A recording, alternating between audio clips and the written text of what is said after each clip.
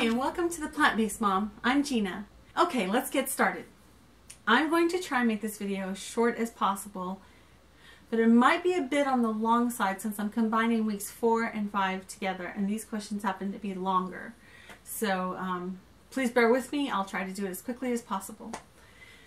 Just remember, this is the 2 and Awesome Me Challenge, which was started by Stacy over at Get Off the Sofa and Move. Let's just get to what you want to know. For week 4, I lost 1 pound. And week 5, I had no change at all. None. Zip. So I'm not discouraged by that. I'm actually quite happy, and I'll explain why in a minute. Over the 5 weeks, this put me at a loss of -4 pounds with a 1 pound gain, so my total loss for the 5 weeks was 3 pounds. I had a lofty goal of losing 10 pounds over 5 weeks and over the holidays too. Kind of knew that wasn't going to happen, but I really wanted to aim high. I don't look at this as a failure.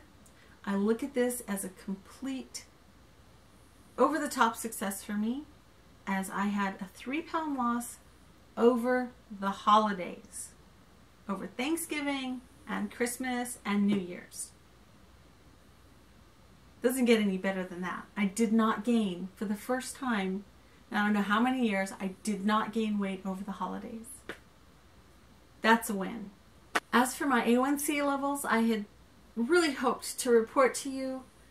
I did not get a doctor's appointment to do that. My doctor has been gone. The office has been closed over the holidays, so I'm just going to have to make an appointment pretty quick here, and I will do an update video in the near future. Now, as for my successes over this whole challenge, I have a list here. I had a 3 pound loss over the holidays. I was able to resist sweets at holiday events. My clothes are fitting me much better. I'm able to keep up with my son and his activities. He's a very active 13-year-old.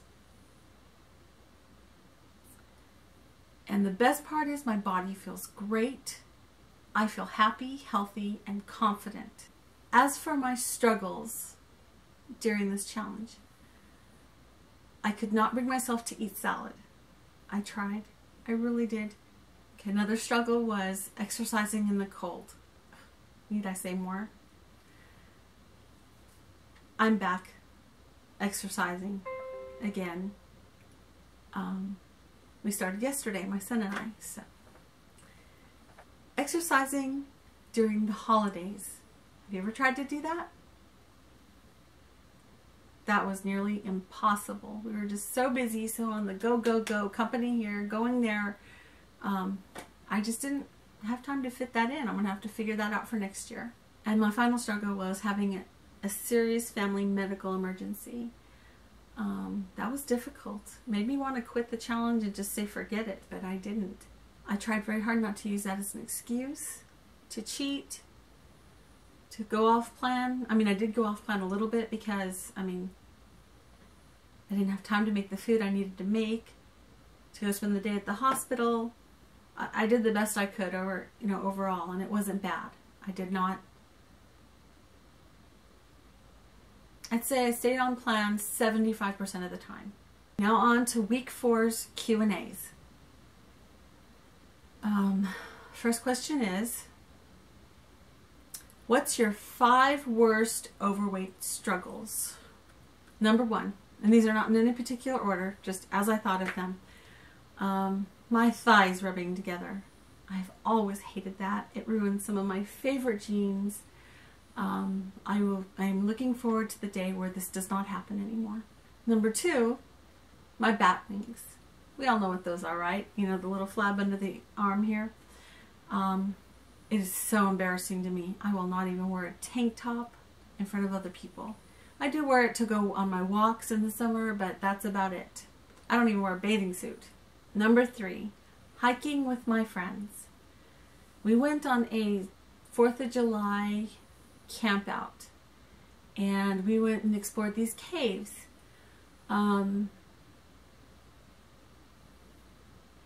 I saw, well, as we were leaving, we were going to have to go back up the same steps we came down on.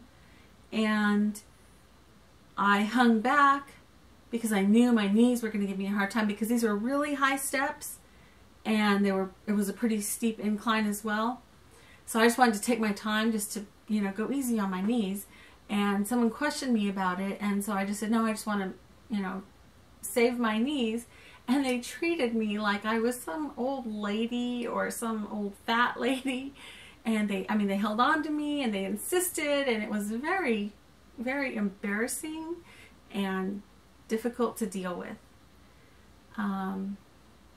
I just went ahead and was really nice and smiled and said thank you and let her, and we chatted all the way up. But I hated that attention on me, you know, all to save my knees.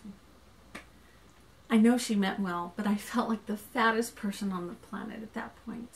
Number 4, I have a huge desire to do high intensity interval training. But again, my knees. So until I get to at least Wonderland, you know, where you weigh 100 something, I am not going to be doing any high intensity interval workout at all. I did do some and I survived it, but I could just picture the damage that was going on in my knees at the time with all this weight on me. So I'm going to hang out for a little bit and we'll just play it by ear. And as I lose the weight, I'll retest it here and there, and we'll figure out a go time for that. And number 5 is clothes shopping. While plus size clothing has improved by leaps and bounds, let's just say they still don't quite fit right. I'm so close to getting into a, at least in the tops, getting into a large from an extra large. Sometimes I have to get a 2X, but I'm fitting mostly in 1Xs now. So I'm so close to getting into that large, but I'm not quite there yet. And question number 2, what was an average day like before you started to lose weight, and what are your days like now? When I first started trying to lose this weight, we had decided at the same time to go back to college. Both my husband and I were in college. Let's just say there were a lot of Taco Bell runs and Burger King runs, and there was a little store at the end of our block. We lived on campus and the store was at the end of the block, and we used to go there all the time for Mountain Dew, Diet Mountain Dew, and zebra cakes. We drank the Diet Mountain Dew like it was water. So an average day for us was eating bad food, studying a lot, staying up really late all the time, trying to meet those deadlines, and then trying to fit in, you know, time with the kids. An average day for me now is, I still am not an early bird, but I do wake up, I eat healthy right away, we go for our walk right away, then around lunchtime we have another healthy lunch. It's completely different than what it was like before. A little more organized, a little less chaos. Just trying to be healthy, trying to get those 8 hours of sleep a night in, and drinking lots of water. And we've cut out completely all sodas. The only soda that we have now is, we have carbonated water. We put a little bit of cranberry juice, and I'm talking the real cranberry juice, not the ocean spray with sugar in it, and a lime. We squeeze a half a lime into this, and then I put a few drops of stevia. So it's my version of a Sonic's. It's the home version of Sonic's cranberry limeade. It's my favorite drink. So now for week 5's questions. Question number 1 from week 5 is 5 reasons why you're awesome. This is so hard. I don't toot my own horn very well, but I did try to come up with a few things. I work very hard at being a good role model for my son. It has been so hard to be patient with him and to just present the information and tell him this is how we're eating at home We will make exceptions for parties or when you're with grandparents or friends, things like that. And the patience has paid off. Just before New Year's, he came to me and said that in the new year he was going to go completely 100% plant-based. No cheating at parties or at grandparents or at friends' houses. Yes, he did say that. I am so proud of him for making a long, thought-out decision, you know, from all the things I've told him, from the videos we've watched about health and nutrition, all the stuff we've learned in homeschooling. He's picking it up and he's putting it together, and in his own time he made this choice. I don't know what it's going to look like for him down the road, but for now this is where we're at, and I'm very proud of him. I am one happy mama. Number 2, I am now able to resist sugary treats and desserts. I never thought I could resist desserts. They were always my kryptonite, but they have no pull on me whatsoever. I can have it in the house, although I never tempt myself and keep these things in my house. I can seem to, at least through the holidays, be able to have them there and ignore them. What do you know? Consistency has its rewards. Number 3 is my heart's desire is to teach other people who are dying of food-related diseases that they don't have to die from these diseases, that they can change their destiny by what they eat.